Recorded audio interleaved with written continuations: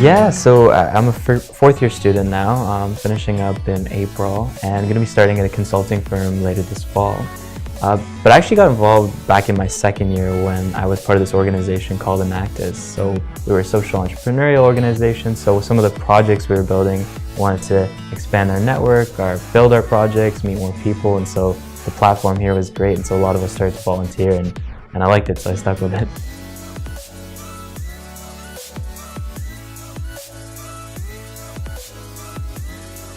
I came in and I studied a general program, so I did economics and international relations, and it gives you a pretty general idea about the way the world has worked, the way it's going to be working in the future. But what I really liked about consulting is that you could go in and approach a problem you have no idea about, nothing about it, but then learn how to apply a framework to some form of logic to getting to the answer. And I thought that that way of solving problems could be applicable to anything that I did. Whether in consulting, whether in anywhere else, so being able to formulate good judgment, I found that to be something that I could learn, and I like talking to people, so it had a good component there too.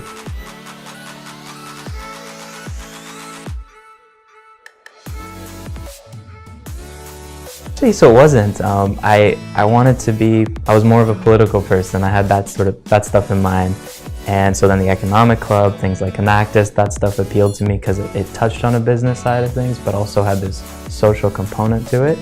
But then when I came to this, I thought this was a skill that could be applicable anywhere. And so whether it was business consulting or another form of consulting, the process of learning how to do that and build good judgment on a problem you're solving, I thought that was an invaluable skill that would be a great place to start.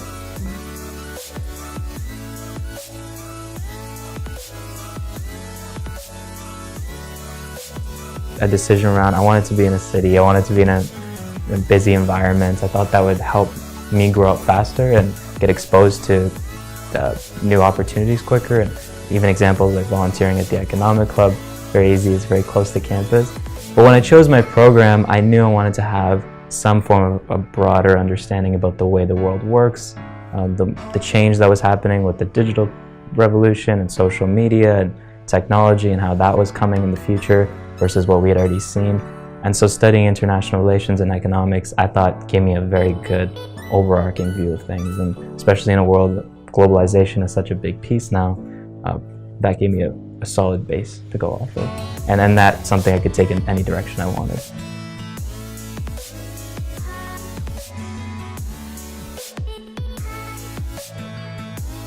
When I came to university, so for any high school student coming, there's so many different requirements now. You got to figure out a new way to study. You got to figure out living on your own, adapting to a new social experience. So there's all this coming at once. So I found that to be at first a little overwhelming, but what I found was if you just compartmentalize it, take one step, and just focus on one thing at a time, then eventually you can kind of figure it out and blend it all together.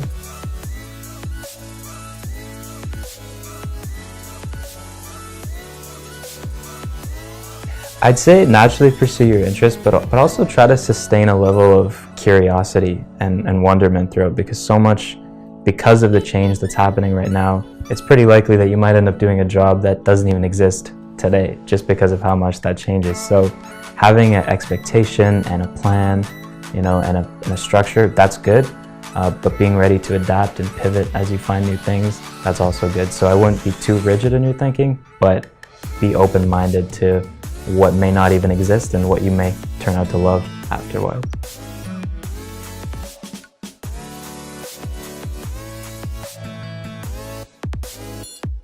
I'd say something around the lines of how to properly manage the digital age and social media, and how to be responsible with it, how to knowing how to take from it what's real and what's not, because one of the biggest problems is not necessarily knowing a fact, but knowing how to determine what is a fact and what's not.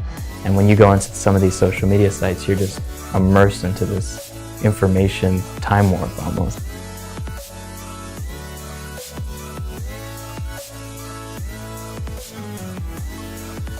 I think overall it's beneficial. It gives voices to tons of people who didn't have them before. It allows you to connect with communities, go to events, stay connected with friends, be in touch with your peers, and also when you see your peers doing something, you get inspired to do something too. So for all those ways, it can be great, so long as you do it responsibly and don't get lost into it and get too taken by something that may not be real, because it has the potential to paint an alternative portrait of reality if you're not careful with it, but can be a powerful tool if you are. So just again, approaching it with some level of responsibility.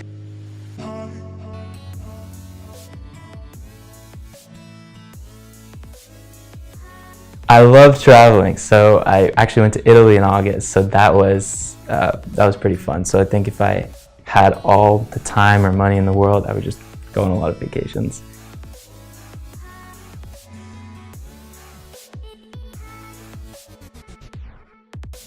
Staying in a city, staying in your own bubble, it can get pretty short-sighted in what the world looks like. So jumping into different parts and seeing different types of people just expands your perspective, like any experience, really.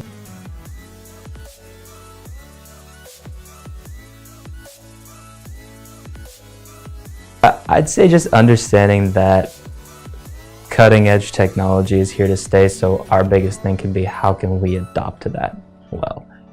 And I think a lot of it has to do with just bringing out more human values, things like our ability to be imaginative and creative and tell stories. Those are the things that make us unique. So if you can have a machine that can stock knowledge, we can do the more creative stuff that we're innately capable of. So trying to focus on how we can live alongside this technology and not fight against it so much.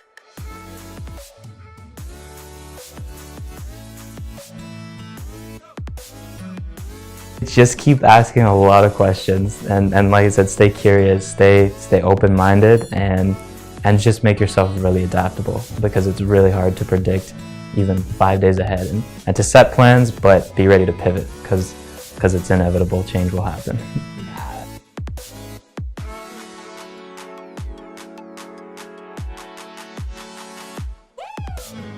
I'd say leaders that have a level of composure and calm. You know, one thing I learned in university is there's so much going on in the world. There's so many forces and people and opinions, so there's a lot of, it can be chaotic. So having a leader that comes in and sets a calm agenda of some kind and leads with that level of composure, I think that could be, that's something that I really aspire to be like.